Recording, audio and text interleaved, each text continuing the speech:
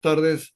Nos, enco- Nos encontramos en la segunda semana para iniciar este curso que ahora toca algo muy importante, que es hablar sobre las funciones del Parlamento, que son muy importantes y es bueno saberlas porque muchas personas, la mayoría de los ciudadanos en nuestro país, confunden las funciones del Congreso con las funciones del Poder Ejecutivo y a veces hasta con las del Poder Judicial.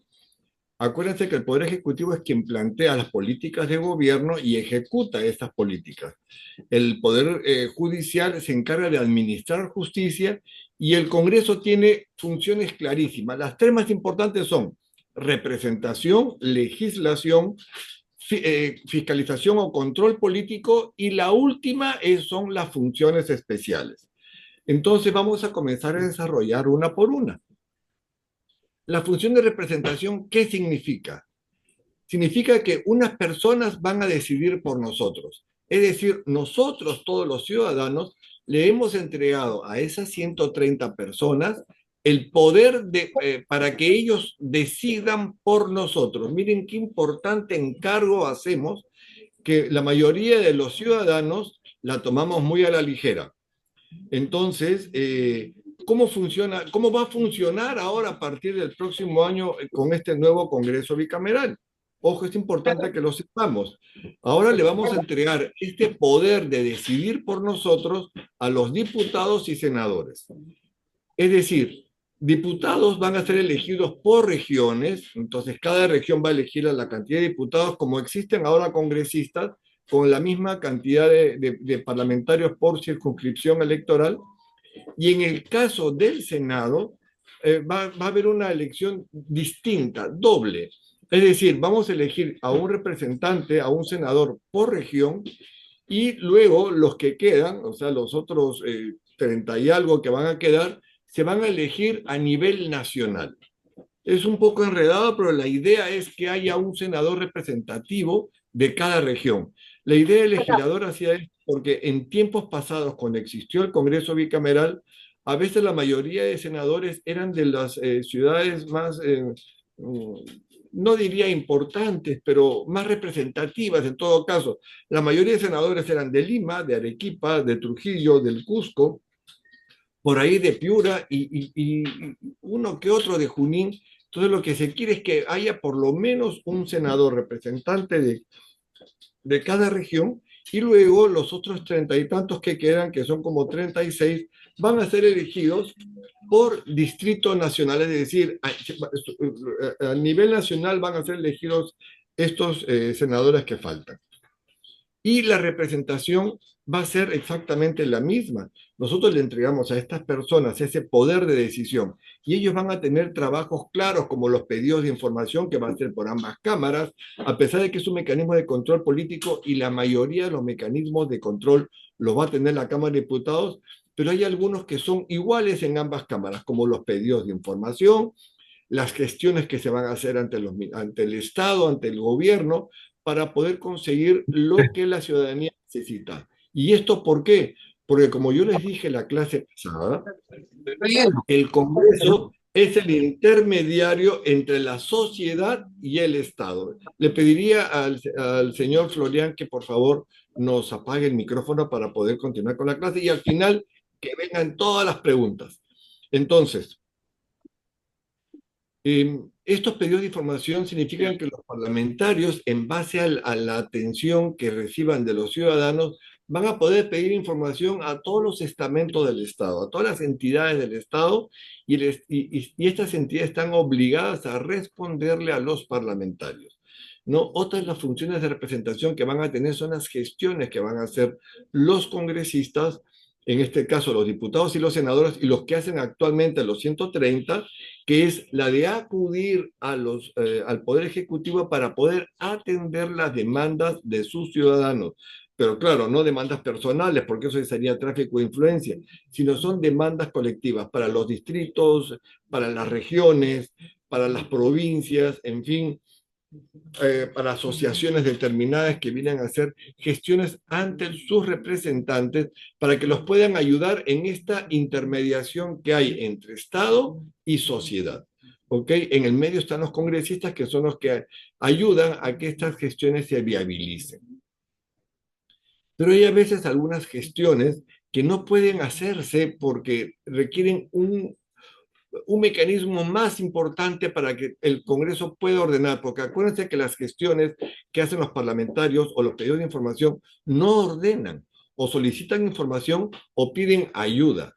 La única manera que el Congreso pueda obligar, pueda ordenar a que el Estado y los ciudadanos hagamos las cosas es con la ley. Y ahí está la segunda función del Parlamento, que es la función de legislación.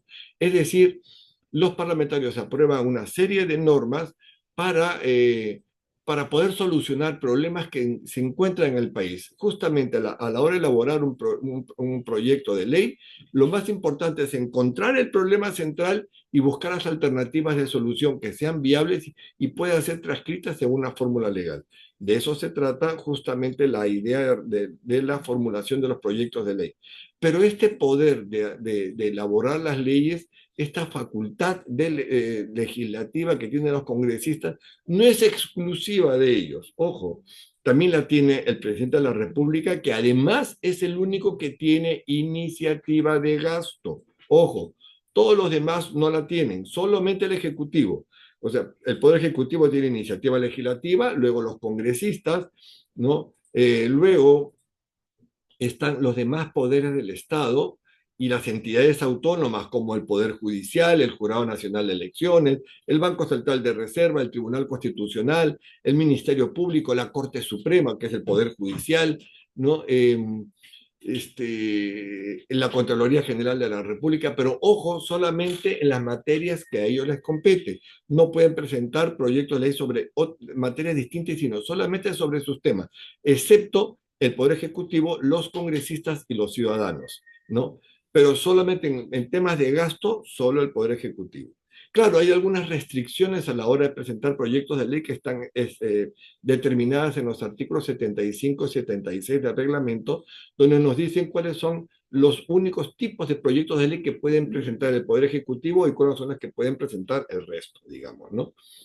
Y cuáles son estas variaciones en la legislación? Tenemos leyes de reforma constitucional que las pueden presentar el Poder Ejecutivo, los congresistas y los ciudadanos. Luego están, eh, eh, pero claro, ojo, no todos no ciudadanos solitos, sino lo que dice el artículo 206 de la Constitución y la ley 26.300 nos indica que tiene que presentar una cantidad determinada de firmas. ¿Cuántas firmas? El 0,3% de la votación electoral nacional, no regional ni provincial, porque eso me pasó en una charla que estuve en Cusco y nada menos que el Colegio de Abogados de Cusco estaban molestos porque no las habían aceptado una iniciativa ciudadana, pero ellos pensaban que era el 0,3% de la votación electoral de todo Cusco. No, es la votación, el 0,3% de la población electoral nacional. ¿Ok? Que son aproximadamente 75.000 firmas. Y ya hay más de 30 iniciativas presentadas. Luego están las leyes orgánicas y las leyes ordinarias. Las leyes orgánicas son las que norman el funcionamiento de una entidad autónoma o de un poder del Estado. Y las leyes ordinarias son todas aquellas que se aprueban a través del Congreso. Luego están las leyes presupuestarias, que son las que emite el Ejecutivo, las envía al Congreso y el Congreso, en un gran debate nacional, es que aprueba esta ley en el mes de noviembre para que entre en vigencia a partir del 1 de enero del año siguiente. Y tienen votaciones diferenciadas. Luego también está, obviamente, las leyes autoritativas de legislación delegada, es decir, cuando el Congreso le presta al Poder Ejecutivo la facultad de aprobar leyes. El único que aprueba leyes es el Congreso. Pueden presentarlas varios tipos de personas, como les decía, el Poder Ejecutivo, congresistas, entidades autónomas, poder del Estado, colegios profesionales, gobiernos locales, regionales y ciudadanos, ¿ok? Pero el único que las aprueba, pueden presentarla, pero el único que las aprueba es el Congreso. Pero el Congreso, a pedido del Poder Ejecutivo, le puede prestar este poder para hacer ciertas normas, ¿no? Con materia fija y por un tiempo determinado. Y eso lo determina el Congreso de la República. ¿Ok? Y luego están las leyes demarcatorias que las presenta el Poder Ejecutivo, no las puede presentar nadie más que el Poder Ejecutivo, que son las leyes que pueden o corregir límites distritales, provinciales o regionales, o las que crean distritos, provincias o regiones. Esas solo las puede presentar el Poder Ejecutivo. ¿Ok? Y con esto se acaba la función de representación.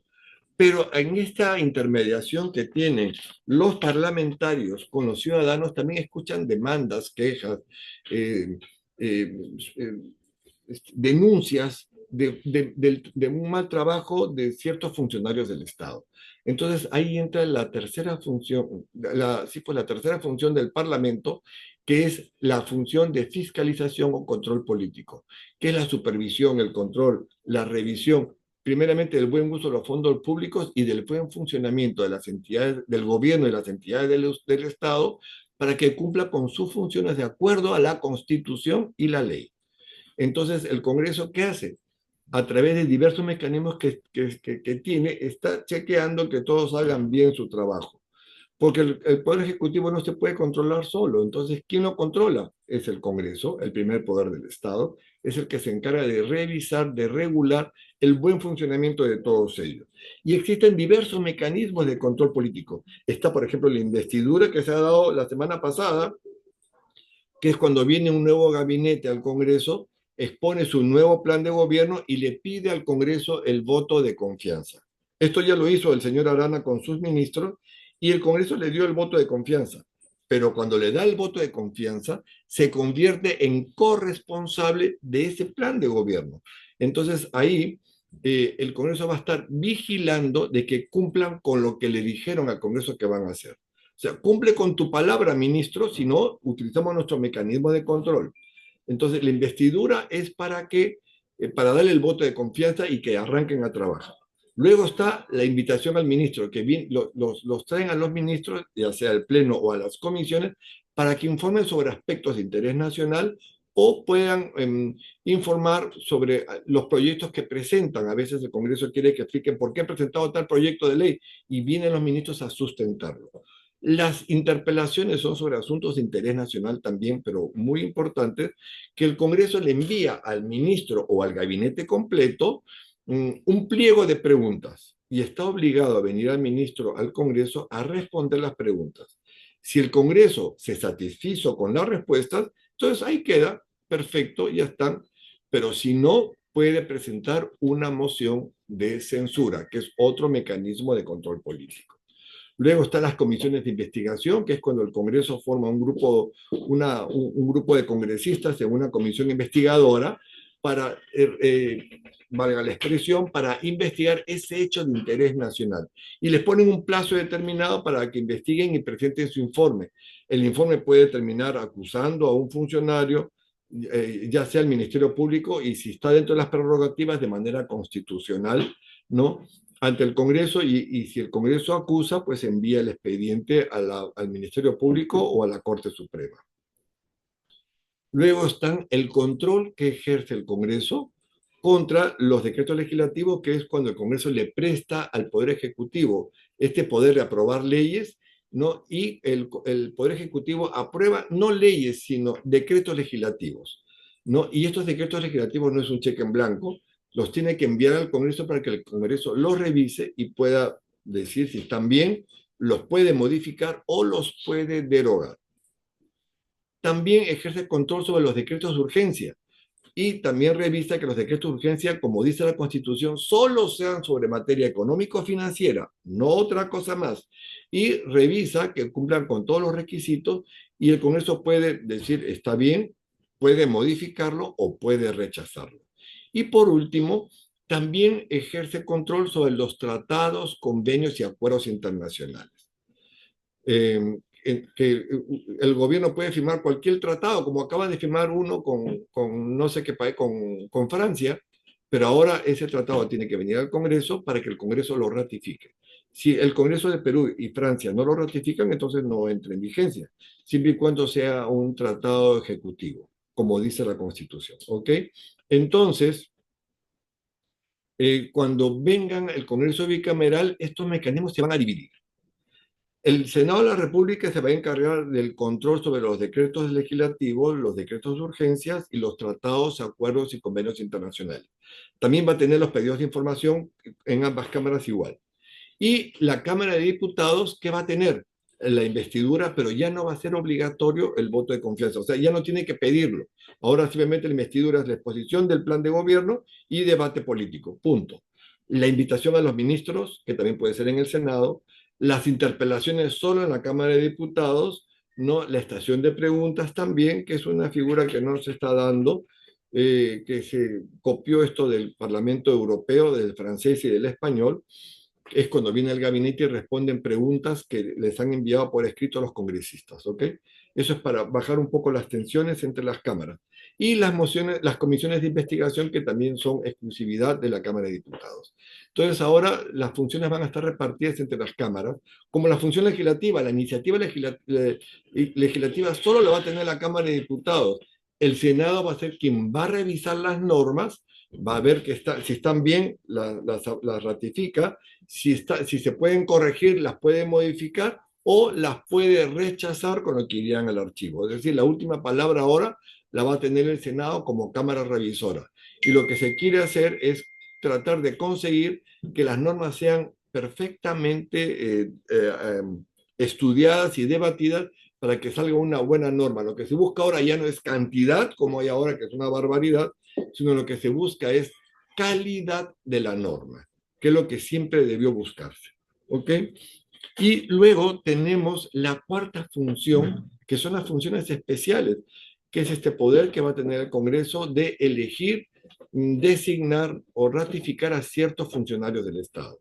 En nuestro Congreso unicameral tenemos que separar dos órganos importantes, el Pleno del Congreso y la Comisión Permanente. Acuérdense que la Comisión Permanente es como este pleno chiquito que reemplaza al Congreso en tiempo de receso. Por ejemplo, ahorita estamos en receso parlamentario desde el 15, o sea, a partir del 16 receso hasta el 26 de julio.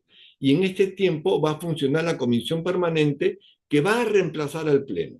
No es que el Congreso cierre sus puestas y nadie trabaja, no, todo funciona, lo único que no va a funcionar es el Pleno. Y en estas funciones especiales se dividen. El Pleno, los 130, son los que se encargan de elegir, de escoger, o sea, entre ciudadanos, a los magistrados del Tribunal Constitucional, al defensor del pueblo y a 3 de 7 directores del BCR. Y luego la comisión permanente, este pleno chiquito, se va a encargar de designar, la permanente no elige, no escoge, recibe el candidato del presidente de la República y designa al contralor, que le envía un candidato, no una terna como dicen los medios, sino un solo candidato, y la permanente decide si es que ratifica o no. Y así también ratifica la designación del presidente del Banco Central de Reserva y superintendente de banca y seguros. Ahora bien, ¿quién va a ocupar estas funciones especiales ahora? La va a tener el Senado de la República. Él se va a encargar de elegir, designar y ratificar a funcionarios. Y así como elige, designa y ratifica, también los puede remover. Y con esto, queridos amigos, termina esta clase, este módulo de las funciones del Parlamento. Querida Rocío, y ahora, queridos amigos, quedo yo a las preguntas que ustedes me puedan hacer, así que pueden prender sus micros y yo encantado les respondo. Chío, ¿tenemos preguntas? Sí, doctor, muchísimas gracias por su ponencia. Tenemos una pregunta. Cuando el Parlamento entra en receso, la comisión permanente asume las funciones. Cuando, Sí. ap- cuando aprueba una norma, ¿tiene la misma validez del Pleno? Mira, la pregunta es buenísima. Cuando hay receso, no siempre, a veces, solo que últimamente ha sido más seguido, pero a veces si el Pleno quiere, le presta este poder de aprobar proyectos de ley. Eso se llama delegación de facultades legislativas. En este caso se le ha dado facultades a la permanente, pero la comisión permanente solo puede aprobar con la misma validez que el Pleno proyectos de ley que requieran mayorías simples. No puede aprobar leyes orgánicas porque requiere mayoría calificada, leyes presupuestarias tampoco, reformas constitucionales tampoco, no, ni tratados, convenios y acuerdos internacionales, que si bien es cierto, los tratados requieren mayorías simples, pero la Constitución dice que eso solo lo puede aprobar el Pleno del Congreso. Es decir, no todo lo puede aprobar la Comisión Permanente, pero lo que apruebe, lo que sí puede aprobar, tiene la misma validez que el Pleno del Congreso. Pero, por ejemplo, el Pleno cuando aprueba cualquier proyecto de ley que requiera doble votación, puede exonerar la segunda votación con 78 votos. En cambio, la Comisión Permanente no va a poder exonerar nunca de segunda votación porque solo son 32 y no llega a tener, como dice el artículo 73 del reglamento, la cantidad de votos necesarios para poder exonerar de la doble votación. O sea, tendría que esperarse 7 días como mínimo para una segunda votación. Pero la validez es la misma. Buena pregunta. ¿Qué Tenemos otra otra pregunta, Chilo? Para mejorar la función de representación, ¿no sería bueno volver a las oficinas descentralizadas que antes tenían los congresistas en las regiones? El Congreso hizo una sola oficina descentralizada, que fue en Ica. Las demás oficinas las pusieron los parlamentarios, pero no eran del Congreso, eran de ellos, ¿no? Pero la única que sí puso el Congreso, que funcionó muy bien y que lamentablemente por culpa de los medios de comunicación que se pusieron a decir que era un gasto inútil, se cerraron las oficinas descentralizadas. Mi opinión, porque además nuestra oficina, la Oficina de Participación Ciudadana, fue la que se encargó de armar, organizar y poner esta oficina descentralizada que comenzamos en Ica. Y en Ica funcionó como 2 años, 2 o 3 años, Flavio, ¿te acuerdas? Creo que 3 años, ¿no? Funcionó 3 años de manera efectiva. La población de Ica estaba muy contenta de esta oficina porque acudía a las oficinas descentralizadas y ya no tenía que venir hasta Lima. Ay, Berilda, qué linda, ella pasó por atrás. Ya no tenía que venir hasta Lima para tener que encontrarse con los parlamentarios. Iba a la oficina descentralizada y ahí los tenía y era mucho más satisfactorio para la población. Pero a veces las noticias, en vez de ayudar, perjudican, y en este caso los perjudicados fueron los ciudadanos. Chío, Tenemos ¿otra otra pregunta? pregunta más, doctor.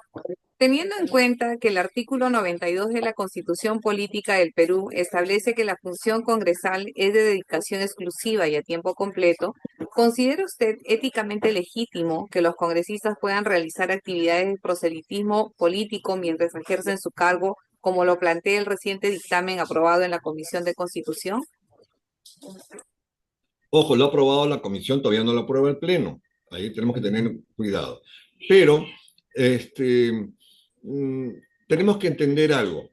El Congreso es el centro político del país, no el Congreso peruano. Todos los congresos del mundo son el centro político del país. Y está compuesto por ¿quiénes? ¿Quiénes son los parlamentarios? Son políticos. Entonces, lo que están ahora haciendo es legitimar es algo que siempre han hecho los políticos, porque todos los políticos pertenecen a partidos políticos y en tiempo de elecciones, siempre después de las horas de trabajo, han hecho campaña política, porque el trabajo no son las 24 horas. Termina la sesión, por ejemplo, ahorita estamos en receso. Termino el trabajo en la comisión a las 5 o 6 de la tarde y tienen el resto del día libres. Entonces, ¿por qué no pueden hacer labor proselitista? El fin de semana también lo pueden hacer. O sea, no veo que, cómo no, siendo ellos políticos. Si no fueran políticos, yo te diría, sí, pues es complicado que un profesor salga de su clase a hacer campaña, ¿no? Dependiendo de qué tipo de campaña también. Pero en este caso, el Congreso es eso, es el centro político de un país, ¿no? Quedando Es, sí, la última pregunta, doctor. es debatible, es un tema debatible. Ok.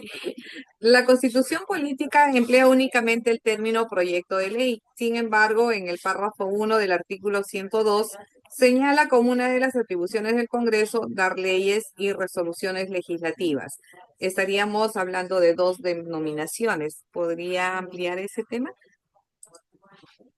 Sí, claro que sí. Lo que pasa es que las resoluciones legislativas tienen fuerza de ley, pero son de tiempo, no todas son permanentes y son para temas específicos. La resolución legislativa, por ejemplo, para pensiones de gracia, que se le da a ciertas personas de avanzada edad que han hecho una labor muy importante para el país. Dos, las resoluciones legislativas que se dan que son de permiso de viaje para que el presidente de la República, en este caso la presidente, pueda salir del país. Ella no puede ni siquiera cruzar la frontera si es que el Congreso no la autoriza. Eso es una norma temporal por el tiempo que se va de viaje, que la acaban de aprobar para que se vaya a Francia. ¿Ok? Entonces es por el tiempo que va.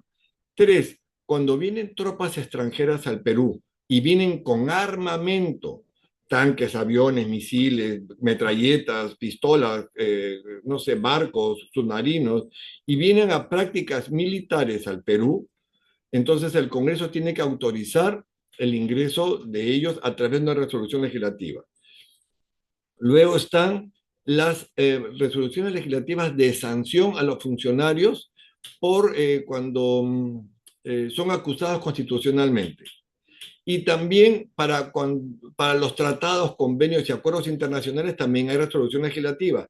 Y sexto, por último, las modificaciones al reglamento del Congreso, que es nuestra ley orgánica, también se hacen por resolución legislativa. O sea, estas son las diferencias con los demás proyectos de ley que son a nivel nacional. Las resoluciones legislativas no son a nivel nacional, digamos. No es para un beneficio del país. El permiso de viaje es para la presidenta, es a título como las pensiones de gracia.